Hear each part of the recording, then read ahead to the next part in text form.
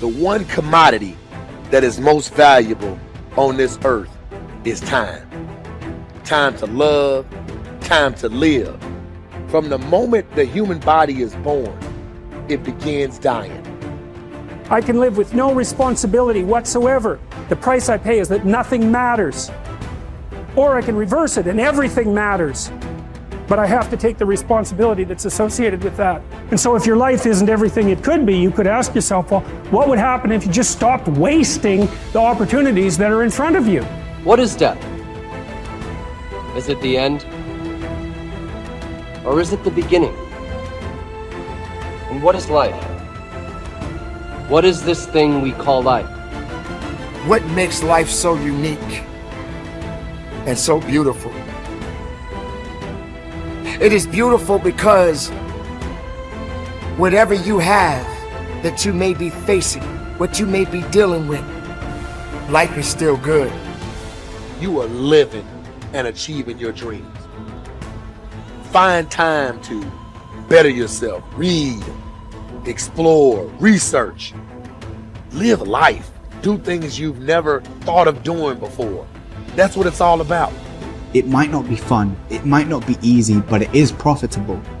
It does give you results. Think about all of the great people that we admire in our society and the things that they must have had to go through in order to make it look effortless. And one day you're gonna be great, but you think you got time. You think you got time, AET 3 years from now, 5 years from now. I'm telling you, you deserve to be great now. And not only do you deserve to be great, there's some people in your life. You must be yourself if you want to experience your true purpose in life. If you're different, be different. Be different and do it with pride. If someone doesn't like it, if many people don't like it, who cares? Your life would feel better and richer if you had a goal, you chased that goal, you accomplished some things, and you would get this boost of confidence, you'd get this boost of self-esteem, like whatever it is that you're going to do. Learn from what you've just done, move forward. Learn from what you've just done, move forward. Repeat, repeat, repeat, all the way forward until one day you're going to get to the end of that tunnel and you're going to see the light. You need to take massive action. And if that doesn't work, try something else. If that doesn't work, try something else. Keep going with massive action and you will find the way because it will give you momentum. The time is now. The time is now to express and for people to believe in themselves. The time is now for it to be okay to be great. Listen to me, if you work for it, if you're willing to put in that sweat, that blood, and those tears, baby, I'm telling you, you can have what you want, be what you want, do what you want. Are you hearing me? And start now. Start believing, start dreaming, and create the life and the person that you really want to see. I think it's good to remember that if we just go along with the crowd, we won't wind up with much more than the wish that we could do it all over again, and as far as we know, you can't. If we want to amount to anything as individuals, we need individual goals, individual thinking, individual actions, and we must never conform to the big group.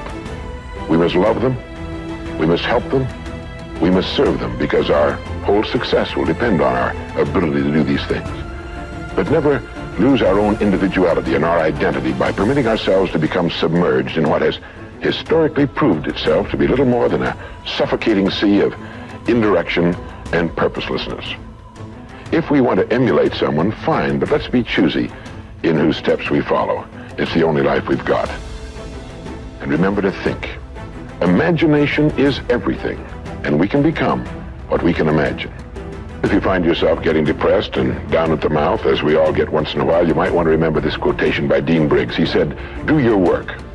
Not just your work and no more, but a little more for the lavishing's sake. That little more which is worth all the rest.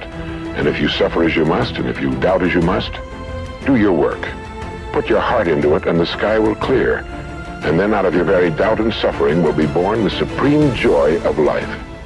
Believe it or not, in an age when we've come to nearly deify leisure time, we've almost lost sight of the fact that virtually all our satisfactions, rewards will come not from our leisure, but from our work. And don't forget the strangest secret. We become what we think about. But if you want to begin to move into your own personal greatness, If you want to begin to really enjoy a happy, successful, healthy life, you've got to be willing to go against the tide. You've got to be willing to harness your will and say, in spite of this, I'm in control here. I'm not going to let this get me down. I'm not going to let this destroy me. I'm coming back, and I'll be stronger and better because of it. You have got to make a declaration that this is what you stand for. You're standing up for your dreams. You're standing up for peace of mind. You're standing up for health. You want it, and you're going to go all out to have it. It's not going to be easy. When you want to change, it's not easy. If it were in fact easy, everybody would do it. But if you're serious, you'll go all out. So yes, I'm going to turn this situation around. I'm not going to sit back and moan and cry over what happened and what went wrong and who did what. I'm going to do something about this situation. The way to transform yourself is through your work. Now, I know this runs counter to our prevailing cultural prejudices. Work is too ugly, too boring, too vain. Self-transformation, we think, comes through a spiritual journey. Therapy, a guru who tells us what to do, intense group experiences and social experiences, and drugs.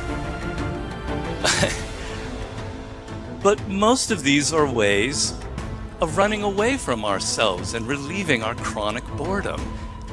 They're not connected to process, and so any changes that occur don't last. Instead, through our work, we can actually connect to who we are instead of running away. And by entering that slow, organic process, we can actually change ourselves from the inside out in a way that's very real and very lasting. This process involves a journey of self-discovery that can be seen as quite spiritual, if you like. And in the end of this process, we contribute something unique and meaningful to our culture through our work, which is hardly ugly, boring, or vain. This intense focus on one goal is not easy, but it is all important. Orison Swett Marden wrote, "The giants of the race have been men and women of concentration who've struck sledgehammer blows in one place until they have accomplished their purpose. The successful men and women of today are those of one over, mastering idea, one unwavering aim, men and women of single and intense purpose." Marden also said that every great man has become great. Every successful man has succeeded in proportion as he has confined his powers to one particular channel. Single-minded concentration in the direction of your dreams will intensify your desires and increase your emotional drive toward your goal. This intensity of concentration will activate the law of attraction and begin to attract people and opportunities into your life to help you to achieve your goal. The more you think about your goal, the more it will come to dominate and direct your life. The more you think about it, the more rapidly you will move toward it, and it will move toward you. Great men and women are those who absolutely believe that they are put on this earth to do something wonderful with their lives. They have a vision of something greater or better than their current circumstances. Personal greatness means having a sense of destiny and a conviction that your thoughts and your imagination are the only real limits to your possibilities. William James said, compared to what we ought to be, we are only half awake. We are making use of only a small part of our physical and mental resources. Stating the thing broadly, the human individual thus lives far within his limits. He possesses powers of various sorts which he habitually fails to use.